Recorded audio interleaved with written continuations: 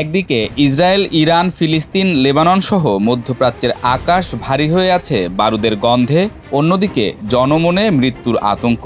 এরই মাঝে মস্কোতে ২৬ মার্চের সম্মেলনে ভ্লাদিমির পুতিন যে সতর্কবার্তা দিলেন সেটি সরাসরি শুনলে মনে হয় সাধারণ উদ্বেগ, কিন্তু আসলে এই বক্তব্য অনেক বেশি হিসেবি, অনেক বেশি রাজনৈতিক।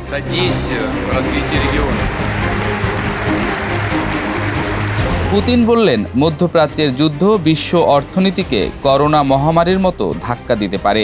এ বিষয়ে বিশ্লেষকগণ বলছেন এই তুলনাটা খুবই গুরুত্বপূর্ণ, কারণ তিনি শুধু ক্ষতি বোঝাতে চাননি, তিনি বোঝাতে চেয়েছেন এই সংকট দীর্ঘস্থায়ী হবে এবং এর প্রভাব সাপ্লাই চেইন, জ্বালানি বাজার, এমনকি রাষ্ট্রগুলোর রাজনৈতিক স্থিতিশীলতা পর্যন্ত ছড়িয়ে পড়বে।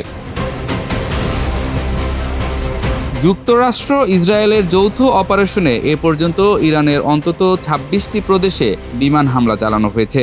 লক্ষ্য একটাই, ইরানের ক্ষেপণাস্ত্র, ড্রোন ও সামরিক কমান্ড কাঠামো ধ্বংস করা। কিন্তু এই হামলার মধ্যেও একটি জিনিস স্পষ্ট, এটি দ্রুত শেষ করার যুদ্ধ না, বরং ধাপে ধাপে ইরানকে দুর্বল করার একটি দীর্ঘমেয়াদী কৌশল। কিন্তু ইরানও একের পর এক সামনে আনছে বিধ্বংসী সব ক্ষেপণাস্ত্র।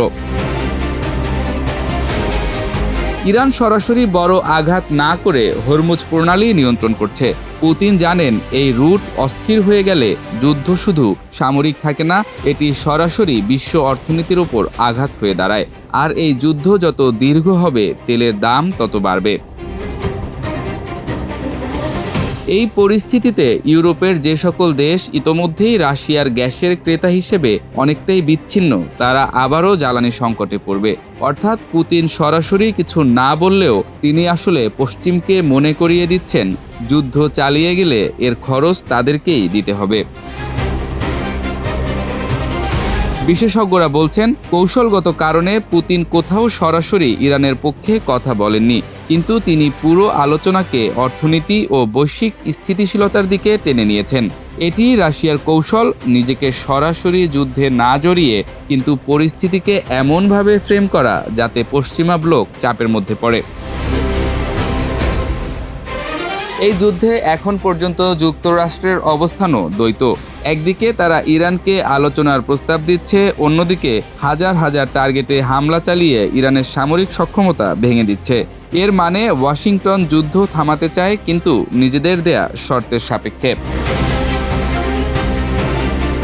ইসরায়েল ইরানকে শুধু সামরিকভাবে দুর্বল করতে চাইছে না, বরং ইরানের হুমকি পুরোপুরি শেষ করাই নেতানিয়াহুর লক্ষ্য। আর এই জায়গাটাই সবচেয়ে বিপজ্জনক, কারণ এর মানে দাঁড়ায় এই যুদ্ধ দ্রুত থামার সম্ভাবনা কম। বিশ্লেষকদের অনুমান, যুক্তরাষ্ট্র একই সাথে দুই কৌশলে আগাচ্ছে। একদিকে আলোচনার প্রস্তাব দিয়ে আন্তর্জাতিক চাপ কমানোর চেষ্টা, অন্যদিকে ধারাবাহিক সামরিক হামলা চালিয়ে ইরানের সক্ষমতা ভেঙে দেয়া।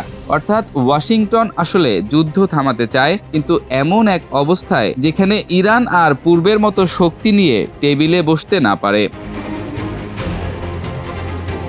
ইসরায়েলের অবস্থান এখানে আরও সরাসরি এবং অনেক বেশি ঝুঁকিপূর্ণ। তাদের কৌশল ডিটারেন্স না, বরং এলিমিনেশন।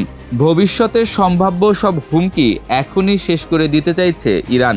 এই ধরনের লক্ষ্য সাধারণত স্বল্পমেয়াদী যুদ্ধ দিয়ে অর্জন করা যায় না, এটা সময় নেয় এবং সেই সময়টাই পুরো অঞ্চলে অস্থিতিশীলতা বাড়িয়ে দেয়। পুতিনের বক্তব্যকে ঘিরে বিশ্লেষকরা বলছেন, এই যুদ্ধ এখন শুধু ইরান বনাম যুক্তরাষ্ট্র, ইসরায়েল না, এটি ধীরে ধীরে এমন এক সংঘাতে রূপ নিচ্ছে যেখানে জ্বালানি, অর্থনীতি আর ভূ রাজনীতি একসাথে জড়িয়ে গেছে। প্রেসিডেন্ট পুতিনের কথার আসল অর্থটা এখানেই, যুদ্ধ যত দীর্ঘ হবে এটি তত বেশি নিয়ন্ত্রণের বাইরে চলে যাবে। তখন আর কেউ জিততে পারবে না, কিন্তু সবাই ক্ষতিগ্রস্ত হবে।